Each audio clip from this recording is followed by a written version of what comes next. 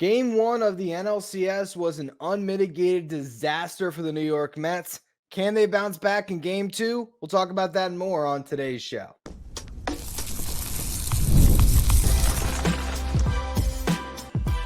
You are Locked On Mets, your daily New York Mets podcast.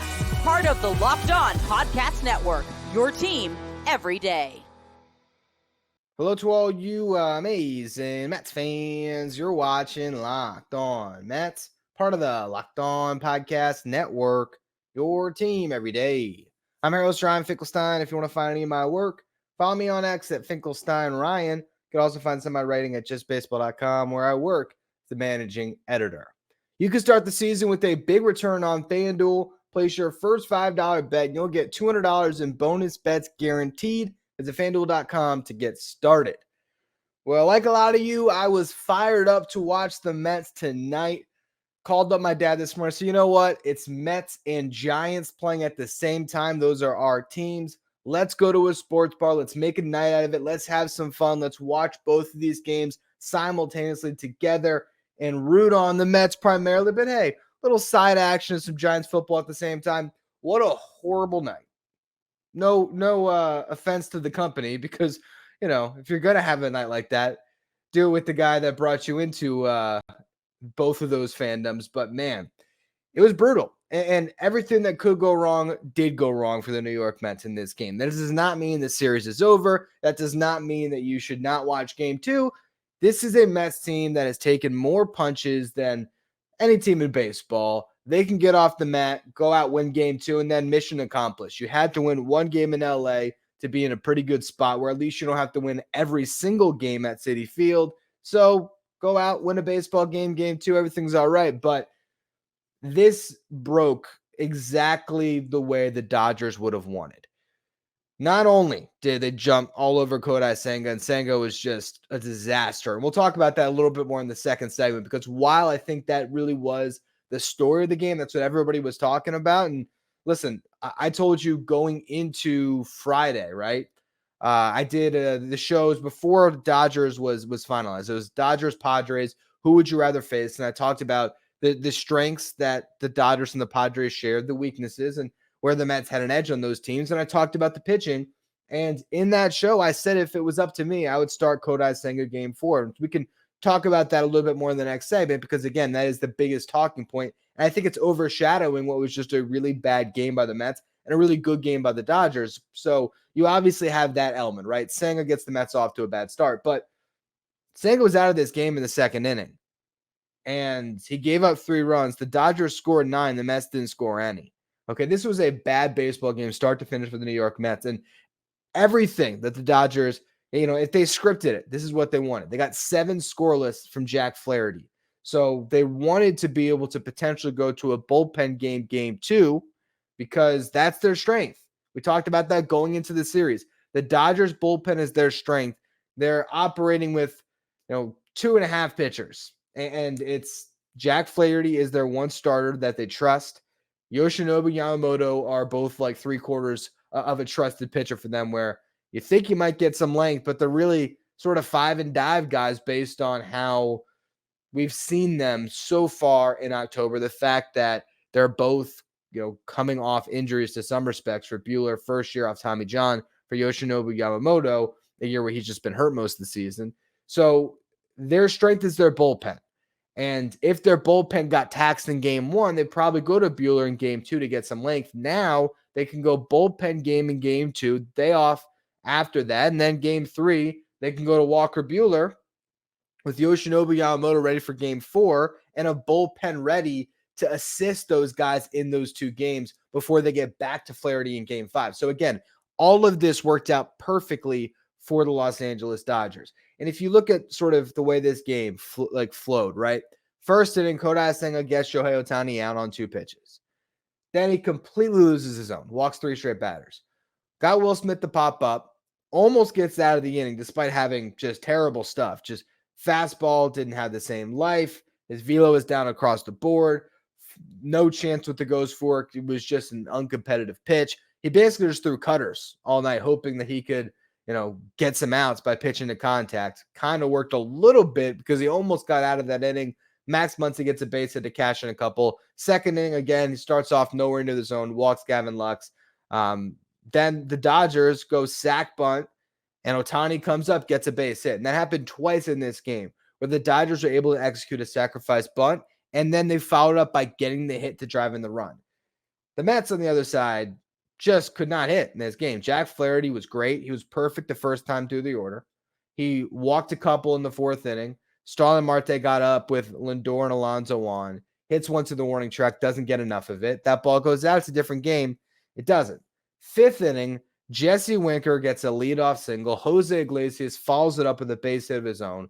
And Jesse Winker just has the worst base running mistake you can possibly imagine. I don't know why he had any idea that he could go first or third there, and you're losing by multiple runs. If it's a one-run game, yeah, be aggressive. You're trailing by multiple runs. You need a 3-run inning. You don't need a 1-run inning.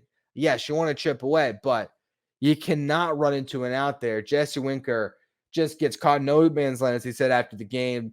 There's some credited Kike Hernandez with his deke, right, where he was geared up to throw to third, and then he threw it to second base. I don't even know if that was the case. I don't know if Kike was trying to deke him or he was just doing the right play, going to throw it to third base, and then looked up and was like, oh my God, why is Jesse Winker standing there? And threw it to second base, and they end up getting him out. Just a horrible play. And that kills a rally. Even worse, you get 2 hits off Jack Flaherty. You have a chance there in the 5th inning to maybe drive up his pitch count. If nothing else, knock him out of the game a little bit early. Maybe you do get to him. What happens? Winker runs into an out, and then the next 2 batters, Tyrone Taylor and Francisco Alvarez, each get out on 1 pitch. 1 pitch. So, 2 pitches between them, but, come on. Then from there, Flaherty retires the side in order in the 6th and the 7th. And good defense by the Dodgers as well. 6th inning, Brandon Nimmo hits one down the left field line that's going foul. Teoscar Hernandez reaches into the crowd, is able to grab it. And then 7th inning, Starling Marte again puts a charge in one. Kevin Kiermaier makes a great play, leaping catch on the warning track to rob Marte of a double. So just all around, the Dodgers played great baseball. Again, I already mentioned the sack bunts they executed. They played good defense. And then, they didn't even get an extra base hit until the 8th inning. It was just base hits. It was just singles and walks. That was just getting to the Mets. And in the 8th inning, Mookie Betts ended up clearing the bases with a double that drove in 3, which I'll tell you what, that's when my dad and I left the sports bar. It was literally simultaneous where the Giants, the football game, were they had a chance to get the ball back and be able to maybe drive down the field and get a field goal to tie it or score a touchdown to win it late in the game. And the Bengals picked up a first down. Meanwhile, Mookie Betts at the double, clears the bases. I looked at my dad, said, "Are you good now? Ready to go?" And we bounced. When it was 9-0, I think it was pretty fair to drive home a little bit early there. Look, that inning also, just to note, bad Mets, good Dodgers. Pete Alonso made a throwing error. He had a chance to probably not turn 2, but he tried to get the force out at second. Made a bad throw. Lindor leaps, couldn't get down in the bag in time to get the out. It was just a horrible baseball game for the Mets across the board. Like I said, we'll talk about Senga in the next segment. David Peterson gave up 3 runs. I don't think he pitched bad, but that's what happened. One of them was unearned. Starling Marte had a chance on one, made an error, getting the ball in. Jose Budo gave up 3 runs as well, but Budo also had an unearned run because of that Alonso error. So it was just rough, man. The Dodgers got 9 hits, 7 walks. The Mets had 3 hits, 3 walks.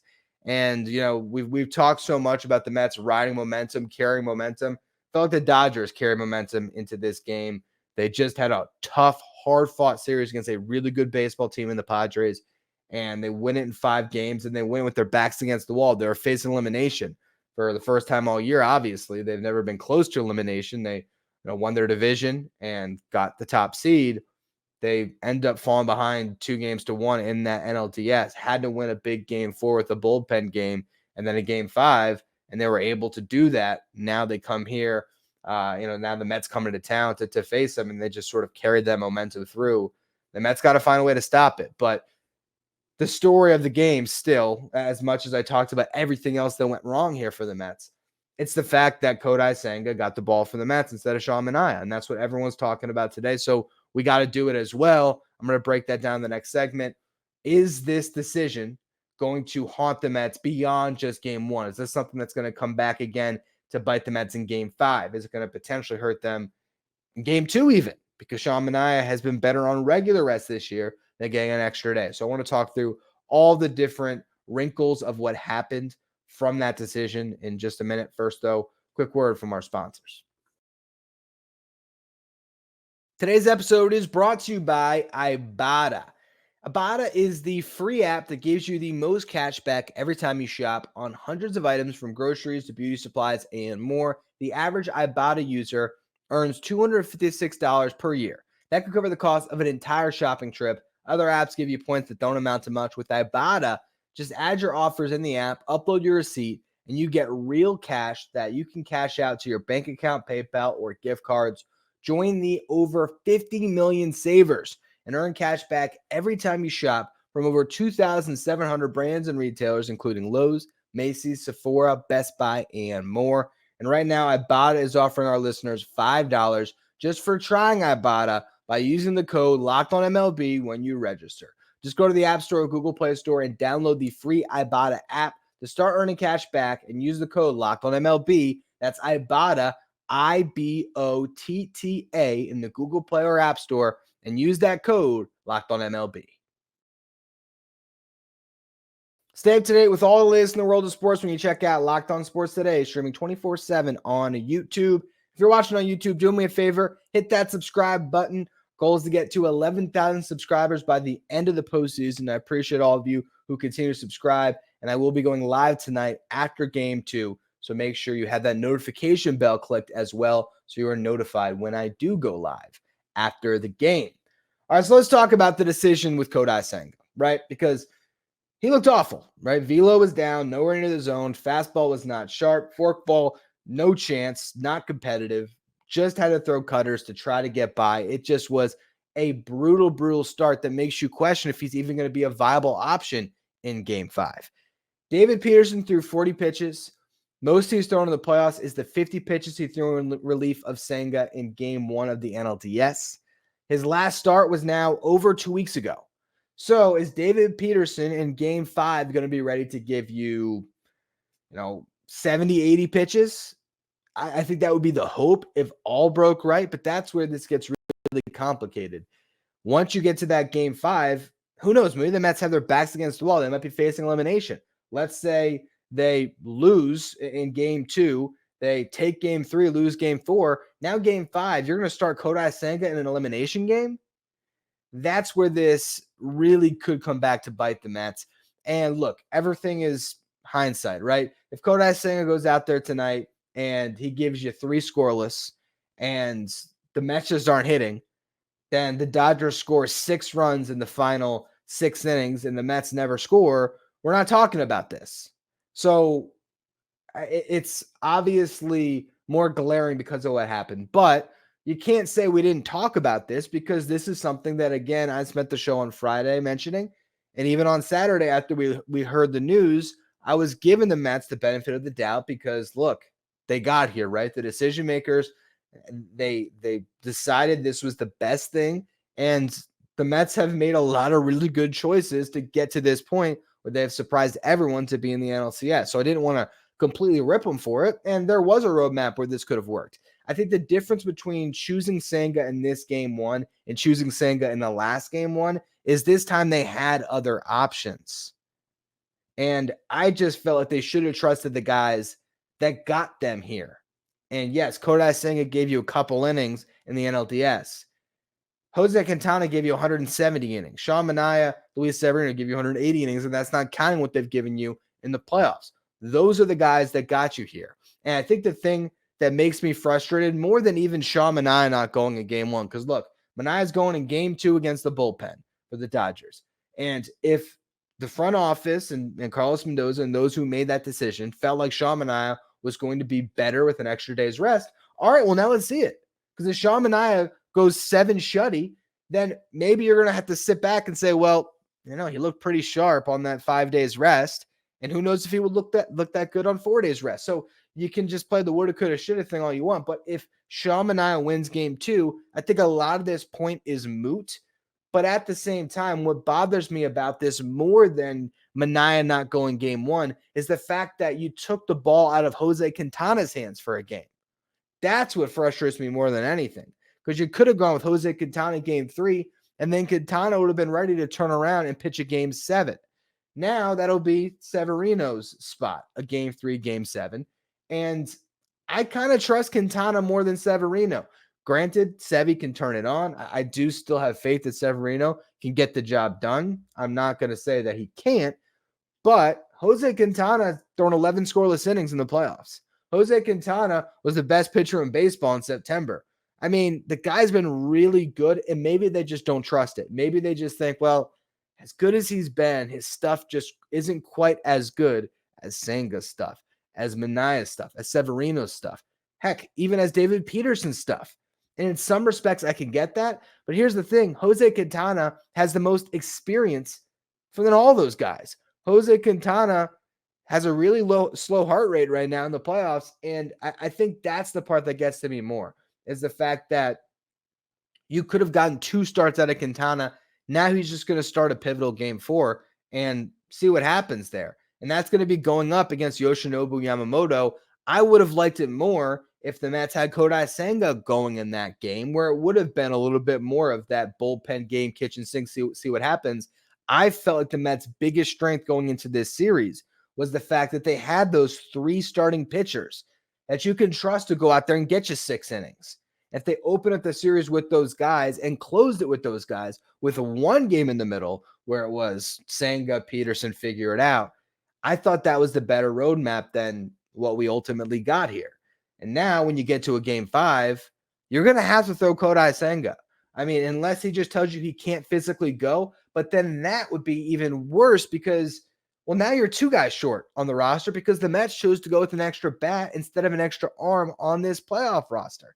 Adam Ottavino is not on the roster. They went today and they decided instead of dropping Luis Angel Acuna, they wanted to be able to mix and match a little bit more with their position players. So Acuna's on the roster with Jeff McNeil. Now, I like that in some respects because that could be good for your offense, but we didn't see Jeff McNeil until late in this game. There wasn't a lot of mixing and matching that went on. If Acuna doesn't play in this series, that's going to look bad too. And I also talked about this on yesterday's show before the roster was set, that when that notion came out, right, it might be Acuna and McNeil.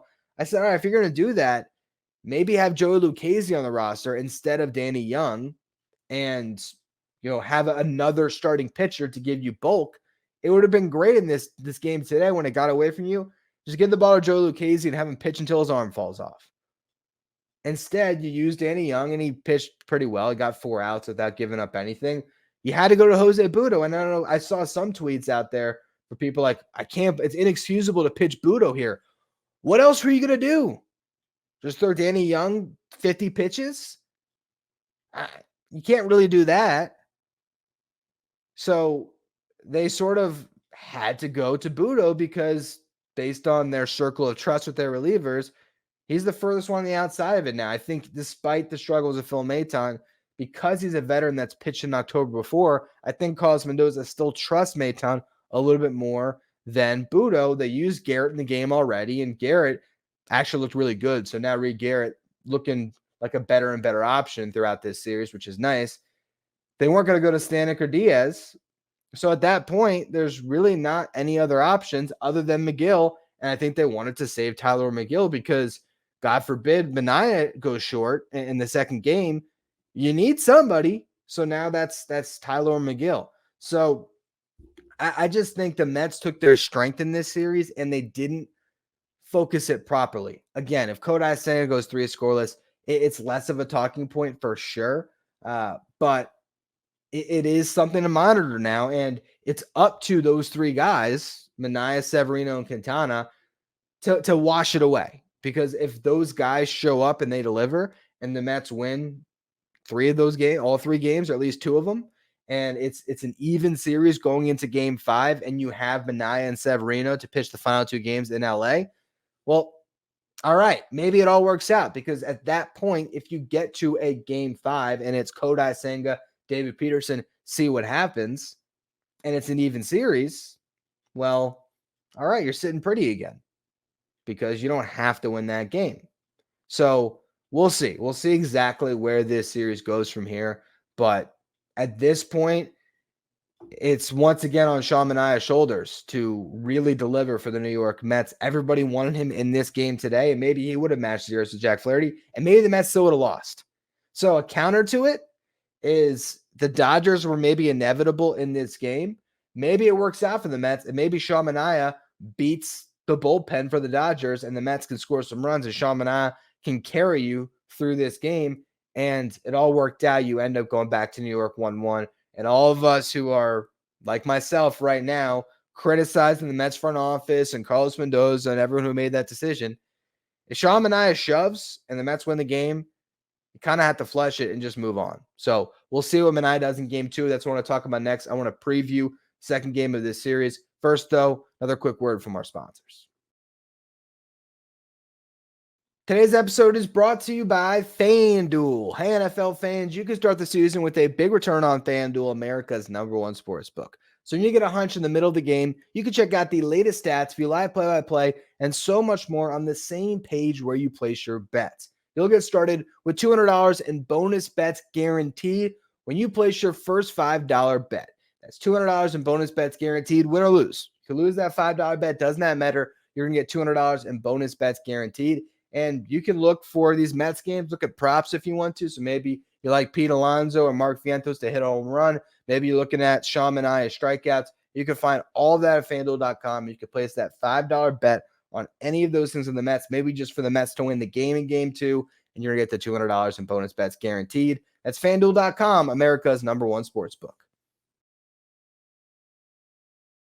If you're an everyday listener of the show, make sure to become a Locked On Mets insider. This is our texting service where you get updates from me anytime news breaks on the Mets. You can ask me questions anytime. You can also take part in our Locked On Mets sign photo giveaways, and you get the lineup graphic sent to your phone each day so you know who's in the starting lineup without ever having to go on social media. If you want to be a Locked On Mets insider, find the link in the episode description. Go to subtext.com/LockedOnMets. How do you prepare for a bullpen game? That is the question the Mets will be trying to answer over the next, not even full 24 hours. You got a 4 o'clock start. They're going to have to go up and they're going to have to try to jump on some Dodgers relievers. And the Dodgers have been very good out of their bullpen all year. This is their strength. And they now get the opportunity after having Saturday off and everybody but Daniel Hudson. And I'll be honest. Like I told you, I left the sports bar early. I don't even know who pitched the final inning of that game. Let me go and look it up. It was 9-0. Okay. I'm sorry. Let's see. It was Ben Casparius. Was he even in the last series? No, that was his first appearance. Ben Casparius. So they just really got to just stay away from their guys, which is frustrating. Daniel Hudson was one of their guys that had a lot of success in the last round, couple scoreless appearances. But yeah, I mean, they are locked and loaded here. Ryan Brazier got the bullpen game start in game 4 of the NLCS. Maybe they go back to him, and then we'll see. I mean, Anthony Banda has been scoreless through the playoffs. Michael Kopech, scoreless. Evan Phillips, hitless. Blake Trinan, scoreless. So they got a lot of good options here. They're going to mix and match, and the Mets got to counter that. And I think this is why you have the extra, bats in your lineup to be able to go into a bullpen game or go against a bullpen game and find a way to get some runs on the board. So if it's my lineup card, if I'm putting it out there and I'm Carlos Mendoza, I think the way to go to start off this game is to lean offense. That's the way I would look at it. So I wouldn't be surprised if Brandon Nimmo gets his first playoff start in center field this year, and they go with Nimmo in center. You get Taylor out of the lineup. He has not hit great throughout the playoff run. And you get Jeff McNeil in the lineup, or if you don't want to do that, if you really don't trust him with the rust, you can get JD Martinez in the lineup, and you can go with a very shaky outfield defense with Winker in left and Marte in right. I feel like the better move would be to have Jeff McNeil in left and Marte in right, and then you just kind of go from there. You can DH Winker to start. If you ever do get to a point where Anthony Banda comes into the game when you get a left on right potential matchup, you can go to JD Martinez if you want to get him into the game for that type of a situation. Maybe you just want to get JD a game at Dodger Stadium because he's used to hitting in that ballpark, and maybe he might show up in a big way for you. Maybe you bench Jason Winker for the horrible base running. I don't know what the Mets are going to do in this game as far as who they're going to start, but if I had to guess, I think there's a chance that we see them lean heavily into their offense and go with Nimmo in center, which definitely hurts you defensively. But if you put Jeff McNeil out there, you still have a pretty solid defense out there. It's not great because Nimmo is definitely nowhere near as strong in center field as Harrison Bader or Tyrone Taylor, but Jeff McNeil is as strong as Nimmo is in left. And Marte, you're just sort of going to trust him in right field, even though I think there was even a couple balls in this game that I saw today. I had to look back at the highlights, but there was a couple that I feel like dropped in front of Marte that maybe he could have caught. Regardless, the Mets got a hit in this game. I mean, that's the biggest part of it. If the bullpen shoves against you, and Sean Manaea is doing everything he can to keep you in the game, but the Dodgers have a lead through 6, guys might get tight. You have to jump on this bullpen early, find a way. The Mets have been great hitting against bullpen so far in the playoffs. So they got 9 innings of it. Go out, do your job, get some runs on the board. And then it's on Manaea, man. Manaea's got to shove. Manaea's got to go out there. He's got to be the Mets ace. And I hope he's sharp with that extra day's rest. The Mets need Sean Manaea to do exactly what he did the last time out against Philly. They need to see Manaea get them through 7 strong innings, basically match what Flaherty did today. But if you're doing it against a bullpen game, again, this is where the strategy could work out in the Mets' favor. Because if Sean Manaea was pitching in this game, they still might have lost. Now, I do think there's something to be said about momentum. And I think that the Dodgers were riding momentum from clinching that last series against the Padres at home. They had that they were riding into this game with. And then Kodai Senga just put it on a platter for him. And I think from the Mets' perspective, you're trying to find that momentum again, right? You had it, you clinched. I do think that there was it was such a momentous victory for the Mets to beat the Phillies at Citi Field, to celebrate at home, to go through Braves, Brewers, Phillies, and knock 2 of those teams out. The Braves obviously were knocked out by the Padres, but regardless, to have won that do or die, I guess it wasn't a do or die, but felt like a do or die against the Braves in that doubleheader, to go into an elimination game against the Brewers and be on the brink of it and then win it, and then to go up against the team that won the NLCS this year and basically just, beat them really good and pretty much own them in that series and send them home early in embarrassing fashion for them. I think now you're trying to manufacture it a little bit, right? You're still that team. You still have it. I still believe the Mets can bounce back for sure. But I think this was a little bit of a trap of a game. And maybe that's why the Mets might maybe prove to be correct by starting Kodai Senga. Because again, if Sean Manaea is lights out and he is just carving, that might get the ball rolling for the Mets. And then all of a sudden, maybe they start scoring and then they can carry it. And all of a sudden, they have a rest of them with Diaz that could be ready to go late in that game. Ryan Stanek, and they can go to their best options, get that game, get a day off, come home, and then they're going to have Citi Field just, rocking. And hopefully those home games could decide this series for the Mets. But you're going to have to get at least one in LA. So make that one game, game 2, and then go home and try to defend Citi Field and see what happens from there. Don't give up on the Mets after one bad game. I'll be back after game 2. I'm going to do a live stream after the game, as well as a show probably for the morning on Tuesday. So make sure, again, if you're watching on YouTube, you hit that subscribe button so you don't miss out on any of your Locked On Mets content. If you are listening on the audio side of things, do me a favor, follow, but also rate and review. That really helps the show. So I appreciate all of you who give me those 5-star ratings and leave that review. That is really helpful. Also, if you want to be a Locked On Mets insider, find a link in the episode description or go to subtext.com/LockedOnMets. Thank you for making Locked On Mets your first listen or your first watch every day. Now, for your second watch, head over to YouTube and check out the first ever 24/7 streaming channel. Covers everything in the world of sports. Talking about Locked On Sports Today with our local hosts from each team, league-wide hosts from each league. Find Locked On Sports Today streaming 24/7 on YouTube.